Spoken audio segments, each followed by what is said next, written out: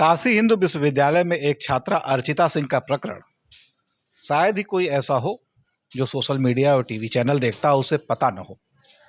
किस तरीके से यहाँ के प्रशासनिक अधिकारियों, यहाँ के शिक्षकों द्वारा उस बच्ची को प्रताड़ित किया जा रहा है। एडमिशन नहीं किया जा रहा है, तमाम लाख बहाने बनाए जा रहे हैं। आज संडे का दिन है।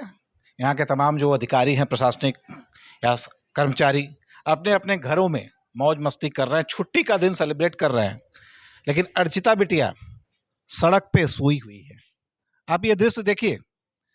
अगर आप इंसान हैं, आपको अंदर इंसानियत है, तो ये दृश्य हमारे बिना कहे भी बहुत कुछ कहने वाला है। ये केंद्रीय कार्यालय है, काशी हिंदू विश्वविद्यालय का केंद्रीय कार्यालय है। यहाँ से ही सारे सब कुछ निर्णय होते हैं। न्याय के लिए इस दरवाजे के सामने, जहाँ से वाइस चांसलर और तमाम लोग इसी रास्ते से गुजरते हैं, बिटिया यहाँ पे सोई हुई है। आइए जगाते हैं। अर्चिता, उठो बेटा। अब जानने की कोशिश करते हैं आखिर क्या ऐसी मजबूरी है कि एक बच्ची को सड़क पे, ये देखिए सड़क है, सड़क पे गद्दे बिछाकर एक बेटी सोई हुई है।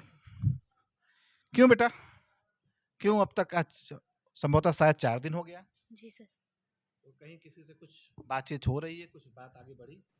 नहीं, किसी से मेरी बातचीत तो नहीं हुई। विभाग और वीसी के द्वारा पहले दिन जब धरने पे बैठी तभी मुझे से बात किए थे और आश्वासन दिया गया था, और उन्होंने उसी दिन कहा था कि जो निर्णय होगा वो मंडे को ही होगा। उसके बाद मेरी किसी से कोई बात नहीं हुई है। वीसी कल गए थे, तो बस कल गए थे तो हालचाल पूछे थे, बाकी कोई बात नहीं हुई थी। अच्छा, क्या लग रहा है, ऐसा क्यों? तुम्हारा अपना आकलन है, क्यों ऐसा हो रहा है? क्योंकि उन्होंने बोला कि थोड़ी टेक्निकलिटी प्रॉब्लम है, मैं मंडे को निर्णय दूंगा। तो वो लोग पहले से फिक्स कर चुके हैं कि वो लोग मंडे को ही निर्णय देंगे, चाहे कुछ भी हो जाए।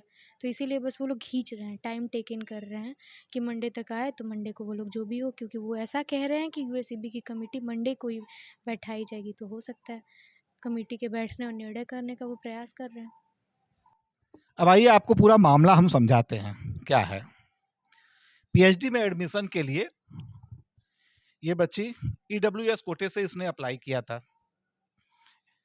और ईडब्ल्यूएस का जो सर्टिफिकेट होता है उस तारीख पे नहीं था। लेकिन नियम है कि आप एक एफिडेविट देते हैं या बताते हैं इस डेट तक। तो जो हिंदी विभाग ने निर्णय दिया था कि इस डेट पे तुम्हारा सर्टिफिकेट चाहिए, उस डेट में बच्ची ने सर्टिफिकेट दे दिया था। यही बात है? जी जी। यानी उस डेट में बच्ची ने सर्टिफिकेट दे दिया था और सब कुछ हो गया था। 3 बार इंटरव्यू के लिए बुलाया गया था, वेरिफिकेशन भी हुआ, सारे सब कुछ प्रक्रिया हो गई।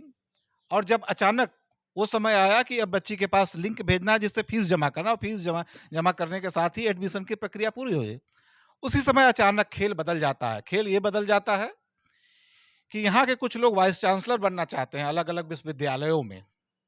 तो उनको एक जिम्मेवारी दे दी जाती है कि कैडर के बच्चे का एक करना है एडमिशन, अगर नहीं करोगे तो वाइस चांसलर बन नहीं पाओगे। ये धमकी दी जाती है। और ये मैं आरोप नहीं लगा रहा हूं, आप सोशल मीडिया फेसबुक पे खोल के देखिए तो कैडर, अब कैडर का मतलब आप समझ ही रहे होंगे, जिसकी सत्ता है उसी के कैडर का काम होता है। ये मैं नहीं कह रहा हूं कि वर्तमान में जो कैडर शासन कर रहा है, जब जब जिसकी सत्ता रही है उसी के कैडर का विश्वविद्यालयों पे कब्जा रहता है।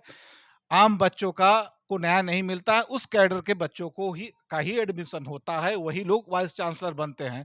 तो उसी वाइस चांसलर बनने के चक्कर में, चाहे विभागाध्यक्ष हो, चाहे यहाँ के जो लोग भी हो, चाहे कार्यवाहक कुलपति हो, वो भी पूर्णकालिक बनने के चक्कर में कैडर का काम करने के लिए, एक कैडर के बच्चे का एडमिशन करने के लिए इस मामले को पूरा लटका दिया है।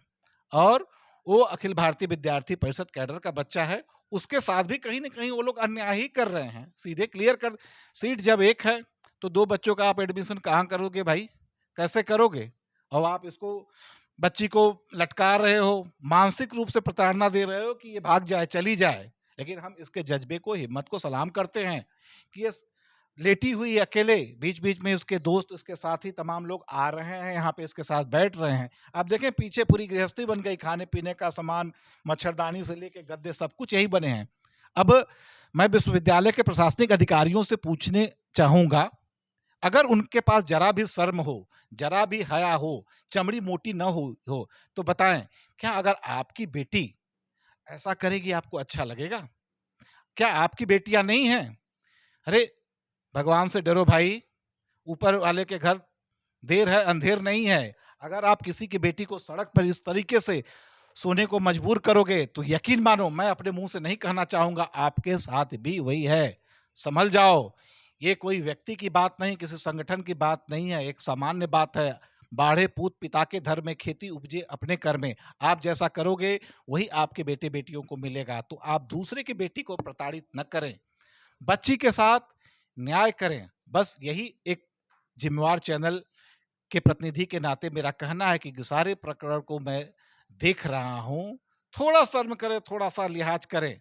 बच्ची का एडमिशन अगर वो सही है तो कीजिए, नहीं 4 दिन से बैठाइए मत। आपको लगता है कि बच्ची गलत कर रही है, एफआईआर कीजिए, जेल भेज दीजिए। कानून है ना?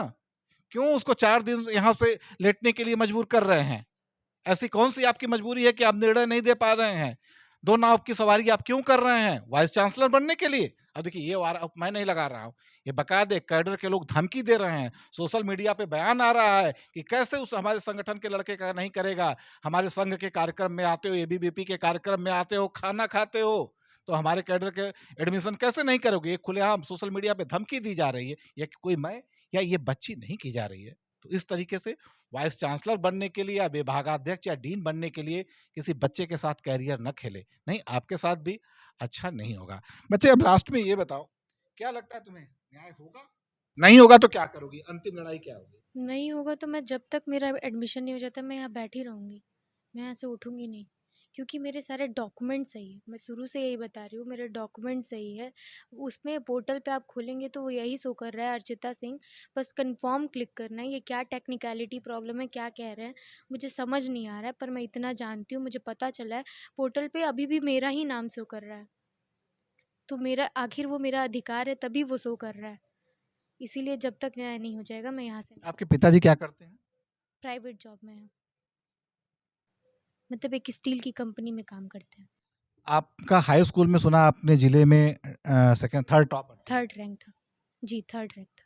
ये बच्ची बलिया की रहने वाली है और अपने जिले में हाई स्कूल में थर्ड रैंक लाई थी। जाहिर है प्रतिभा की कोई कमी नहीं है, लेकिन यहाँ के जो जिम्मेवार लोग हैं, इस केंद्रीय कार्यालय में बैठे हुए लोग हैं, ये महामना की बगिया में कहते हैं ना कि महामना की बगिया है, इस बगिया को जो के फूल को जो लोग मुरझाना चाहते हैं, गर्म पानी डाल रहे हैं, जहरीला बना रहे हैं वातावरण को, उन लोग की मंशा है कि ऐसे ही होता रहे। लेकिन ध्यान रखिएगा, हो सकता है आप इसके साथ अन्याय कर दें, लेकिन ईश्वर की लाठी की जब चोट लगती है ना, तो सुन लो बीएचयू के जिम्मेवार लोगों, आपको पता नहीं चलेगा और आपकी कमर टूट जाएगी। नीरज जायसवाल के साथ रोहित सिंह, भारत समाचार, वाराणसी।